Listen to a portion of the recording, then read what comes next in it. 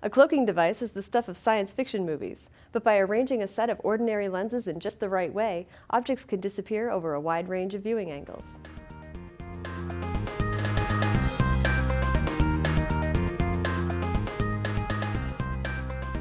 This is Light Matters for November 26, 2014. I'm Laura Marshall. And I'm James Lowe. On this week's show, a new cloaking device makes objects disappear, digital image correlation refines laser additive manufacturing, and we update you on what's happening in business throughout the industry. Also, Laura introduces us to OSA's Rising Stars. Invisibility cloaking may be one step closer to reality thanks to an approach using everyday lenses. Researchers from the University of Rochester have developed a device that performs three-dimensional, continuously multi-directional cloaking. It uses a combination of four standard, widely obtainable lenses that keep objects hidden across a wide range of angles, even as the viewer moves up to several degrees away from the optimal viewing position. And the device is broadband, so it works for the whole visible spectrum of light, not just with specific frequencies. During testing, a cloaked object was placed in front of a grid background after the researchers determined the lens type and power needed and the precise distance at which to separate the four lenses. The researchers found that in looking through those lenses and by moving side to side to change their viewing angle, the grid shifted accordingly as if the cloaking device was not there. The simple configuration of this new device improves on those previously developed, which only work when looking at the object straight on. However, further testing of the new device is needed to address issues like bending light and edge effects. The research was published in Optics Express. Digital image correlation, or DIC, could help prevent warping of metal parts made with laser-based additive manufacturing. A team at Lawrence Livermore National Lab used the technique to uncover correlations between the power and speed of lasers used in power bed fusion additive manufacturing and defects in the parts they produce. DIC was performed using a two-camera setup that photographed workpieces before and after they were removed from the build plate. A black and white speckle pattern was applied to the parts so that the images could be fed into a software program that produces digital illustrations of high to low distortion areas. In powder bed fusion, because the laser repeatedly heats and cools the workpiece, there is localized expansion and contraction. This can affect mechanical performance and structural integrity. By reducing the laser scan vector length rather than using a continuous laser scan, the temperature changes became regulated and any residual stress was reduced. Rotating the laser scan vector relative to the part's largest dimension also helped reduce the residual stress. The work was published in Metallurgical and Materials Transactions. It's been a busy couple of weeks in the photonics industry for acquisitions and major contracts. Electro Scientific Industries of Oregon has entered into an agreement to acquire Chinese laser design and manufacturing firm Wuhan Topwin Optoelectronics Technology for up to $18 million. The Genoptic Group has expanded its traffic monitoring business after acquiring a 92% stake in the English company Visionics. Genoptic earlier reported lower than expected revenues in the first 9 months of 2014. Optech Systems of Texas hopes to branch out beyond military contracts with the $1 million acquisition of the Applied Optics Center, a manufacturer of laser protection filters that had been part of L3 Communications. Speaking of military contracts, Northrop Grumman received one for $116 million to upgrade targeting systems that include infrared CCD sensors and shortwave infrared laser imaging. Elbit Systems of Israel will provide fiber laser-based missile defense systems for the German Air Force. The company earlier announced deflated earnings that it attributed to unfavorable exchange rates. Meanwhile, Nikon Instruments of New York and JEOL of Tokyo have teamed up to develop a combined optical and electron microscope. Observers say that such dual-purpose instruments are likely to become a hot trend in microscopy. At least one example, from Dutch firms Delmic and Phenom World, has already hit the market. Finally, Esco Optics is moving forward after a devastating fire in August at its New Jersey manufacturing plant. Nobody was hurt. The company plans to move into a 15,000 square foot space early next year. Dig into these and other industry stories at Photonics.com. The Optical Society recently held its inaugural Rising Stars panel in Washington.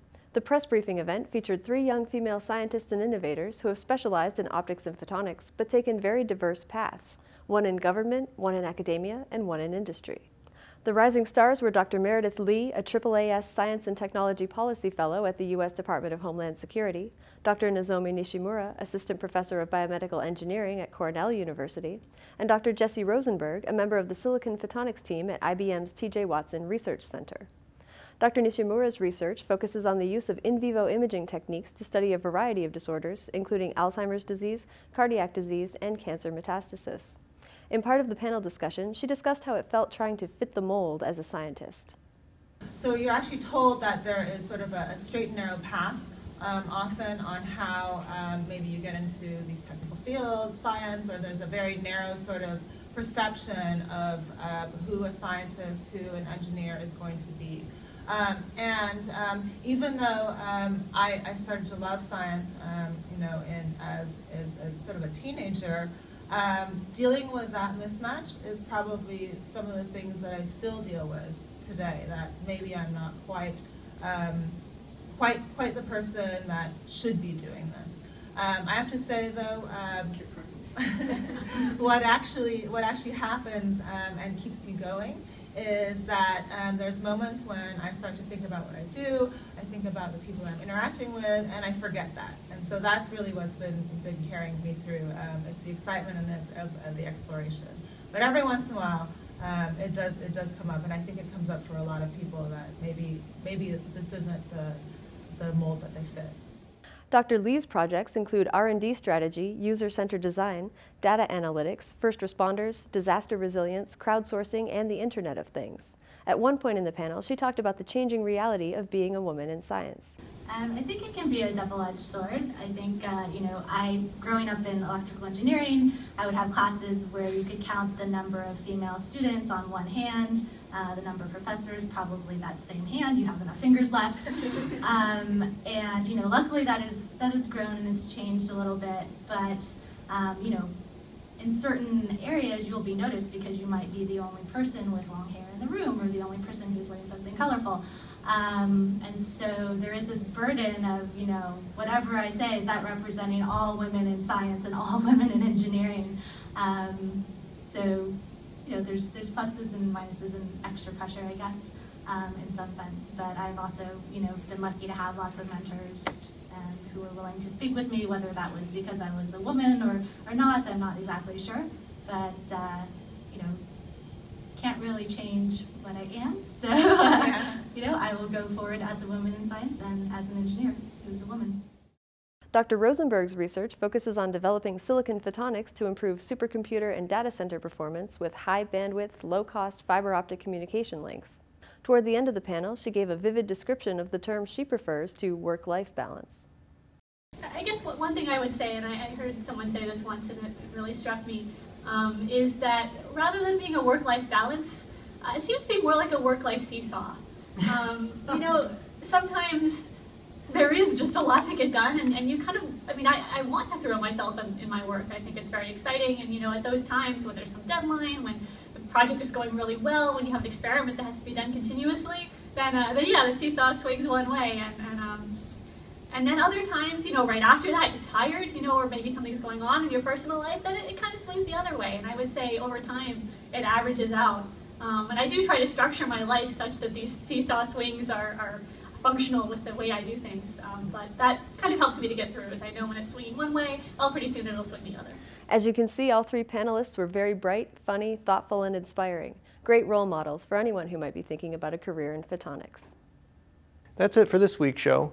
Join us next week when we explore how LEDs could be the next frontier in wireless communications. We'll talk with some of the visionaries bringing Li-Fi to life. In the meantime, subscribe to our YouTube channel to stay up to date with the latest episodes of Light Matters. Thanks for joining us. We'll see you next week.